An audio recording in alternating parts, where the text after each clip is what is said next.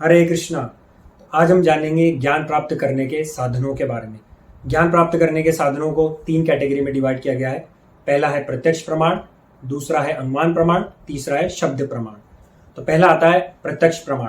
प्रत्यक्ष प्रमाण का मतलब कि जिसे मैं देखूंगा उसे ही मैं मानूंगा, अर्थात जिनको मैं प्रत्यक्ष रूप से देख पाऊंगा या प्रत्यक्ष रूप से जिनको मैं अनुभव कर पाऊंगा मैं उसे ही मानूंगा। जिनको मैं इंद्रियों के द्वारा अनुभव नहीं कर सकता मैं उसे नहीं मानूंगा। लेकिन ऐसी वस्तुएं संसार में बहुत है जिन्हें हम देख नहीं सकते, इंद्रियों के द्वारा अनुभव नहीं कर सकते। जैसे कि प्रकाश है, जैसे कि लाइट है, करंट, विद्युत, उसको हम देख नहीं सकते। इसी प्रकार हवा है, हवा को हम देख नहीं सकते।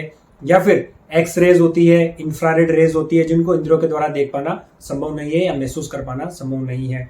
इसी प्रकार जैसे भगवान की बात आती है तो ज्यादातर लोग बोलते हैं कि भगवान को हम देख नहीं सकते, भगवान हमसे कुछ बोलते नहीं, कुछ बात नहीं करते, तो हम भगवान को इसलिए नहीं मानते।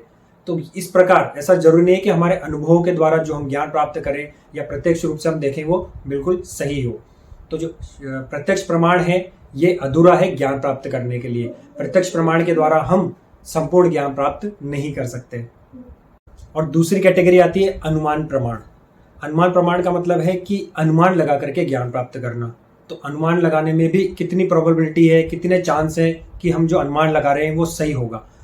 हो सकता है कि हमने जो लगाया वो गलत हो, या हो सकता है वो सही हो। 50-50% चांस होते हैं। माना कि जैसे अगर किसी कमरे में से रोने की आवाज़ आ रही है तो हम उसमें अनुमान लगाएंगे कि हो सकता है कि उसके चोट लग गई होगी इसलिए वो रो रहा है, हो सकता है उसको किसी ने उसकी पिटाई कर दी होगी इसलिए रो रहा होगा, या फिर उसने टीवी में कोई इमोशनल सीन देख लिया इसलिए रो रहा होगा।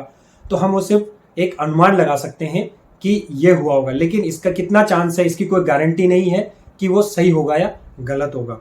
तो अनुमान प्रमाण के द्वारा जो ज्ञान प्राप्त करना है ये भी अधूरा माना जाता है। अनुमान के द्वारा भी हम पूरा ज्ञान प्राप्त नहीं कर सकते। इसमें भी 50-50% चांस है, इसमें भी प्रोबेबिलिटी कम है। और तीसरा आता है शब्द प्रमाण, यानी कि जो गुरु परंपरा से चला रहा है उसके द्वारा ज्ञान प्राप्त करना। और यही एकमात्र तरीका है ज्ञान प्राप्त करने का, इसके अतिरिक्त और कोई तरीका नहीं है। जो प्रत्यक्ष प्रमाण है उसमें हमारे इंद्रिय अपूर्ण है ज्ञान प्राप्त करने के लिए, तो उससे हमें पूर्ण ज्ञान प्राप्त नहीं हो सकता। और जो अनुमान प्रमाण है तो अनुमान प्रमाण में भी हमारी प्रोबेबिलिटी कम है कि वो ज्ञान जो हमने अनुमान लगाया वो सही हो या गलत हो।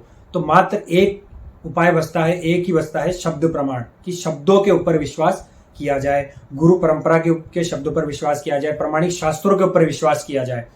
तो यही एकमात्र उपाय है जिसके द्वारा हम ज्ञान प्राप्त कर सकते हैं। तो तीनों प्रकार के ज्ञान प्राप्त करने के साधनों में शब्द प्रमाण को सबसे परफेक्ट माना गया है, क्योंकि ये ज्ञान जो है वो ब्रह्मा जी के द्वारा परंपरा से चला रहा है। ब्रह्मा जी ने जो है अपने पुत्र नारद जी को ये बताया कि कृष्ण ही परम भगवान है। वही ज्ञान नारद जी ने आगे जाकर परंपरा के अनुसार व्यासदेव जी को बताया कि कृष्ण ही परम भगवान है, ईश्वर परम कृष्ण सच्चिदानंद विग्रह।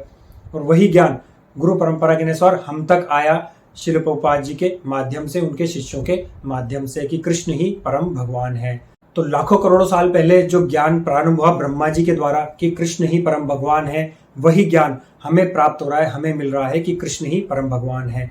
तो जो गुरु परंपरा के द्वारा ज्ञान प्राप्त होता है वही ज्ञान परफेक्ट ज्ञान होता है। तो ये थे 3 प्रकार के साधन जिसके द्वारा हम ज्ञान प्राप्त कर सकते हैं। पहला है प्रत्यक्ष प्रमाण, दूसरा है अनुमान प्रमाण और तीसरा है शब्द प्रमाण। तो इसमें शब्द प्रमाण को जो है वो सबसे परफेक्ट माना गया है।